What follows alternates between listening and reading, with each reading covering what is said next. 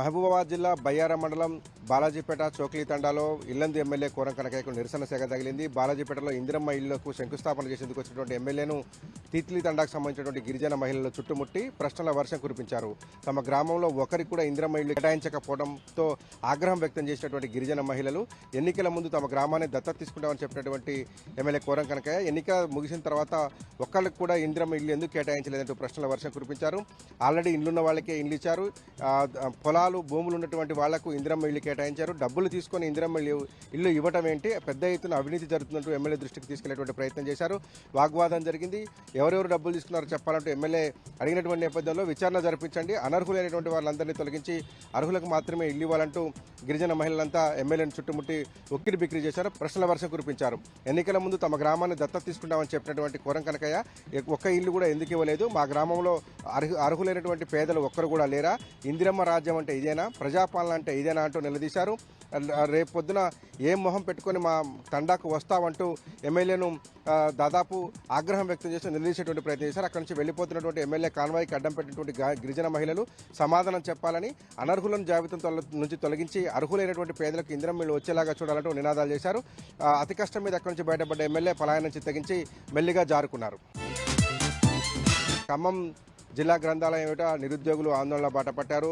ప్లకార్డులు చేత పట్టుకొని గ్రంథాలయం బయటకు వచ్చినటువంటి ఉద్యోగులు ప్రభుత్వానికి వ్యతిరేకంగా నినాదాలు చేశారు. 2 లక్షల ఉద్యోగాలు ఇస్తామని చెప్పి అధికారంలోకి వచ్చినటువంటి కాంగ్రెస్ ప్రభుత్వం దాదాపు 20 నెలలు గడిచినా ఇప్పటివరకు నోటిఫికేషన్లు ఇవ్వకపోవడంతో విసిగి వేసారిపోయినటువంటి నిరుద్యోగులు ఆందోళనకు దిగినట్టుగా చెప్తా ఉన్నారు. ప్లకార్డులు ప్రదర్శించినటువంటి నిరుద్యోగులు తక్షణమే 7,404 జీపీఓ పోస్టులను నిరుద్యోగులతో భర్తీ చేయాలని నినాదాలు చేశారు. తమకు న్యాయం జరగాలని నినాదాలు చేస్తూ we want justice, job calendar ప్రకటించాలంటూ నినాదాలు కొనసాగించారు.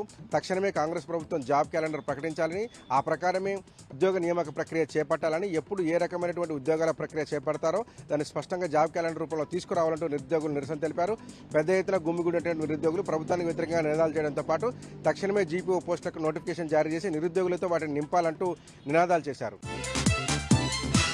ఫీజు రీయింబర్స్మెంట్ సంబంధించినటువంటి బకాయిలు విడుదల చేయాలని డిమాండ్ చేస్తూ ఎస్ఎఫ్ఐ రాష్ట్ర కమిటీ పిలుపు మేరకు ఖమ్మం జిల్లాలోని విద్యార్థి సంఘ నేతలు కదం తొక్కారు. కలెక్టరేట్లోకి చొచ్చుకొని వెళ్లేందుకు ప్రయత్నించడంతో కొంతసేపు ఉద్రిక్తత వాతావరణం తలెత్తింది. పెద్ద ఎత్తున తరలించినటువంటి విద్యార్థులతో కలిసి కలెక్టరేట్లోకి వెళ్లేందుకు ప్రయత్నించినటువంటి విద్యార్థి సంఘ నేతలను పోలీసులు అదుపులోకి తీసుకొని అరెస్ట్ చేయడంతో పరిస్థితి సద్దుమరిగింది. ఫీజు రీయింబర్స్మెంట్ బకాయిల మీద రాష్ట్ర వ్యాప్తంగా పోరాటం చేస్తున్నటువంటి ఎస్ఎఫ్ఐ పిలుపు మేరకు విద్యార్థి సంఘం నేతలు విద్యార్థులు పెద్ద ఎత్తున తరలించారు. కాంగ్రెస్ ప్రభుత్వం అధికారంలోకి వచ్చిన తర్వాత ₹1 కూడా ఫీజు రీయింబర్స్మెంట్ సంబంధించినటువంటి బకాయి విడుదల చేయలేదని, కళాశాలలు ప్రైవేట్ కళాశాలలు విద్యార్థులకు సంబంధించినటువంటి సర్టిఫికెట్లు ఇవ్వడం లేదని, ఉన్నత విద్య చదివే విద్యార్థులకు ఇది ఆటంకంగా మారిందంటూ ఎస్ఎఫ్ఐ నాయకులు మండిపడ్డారు.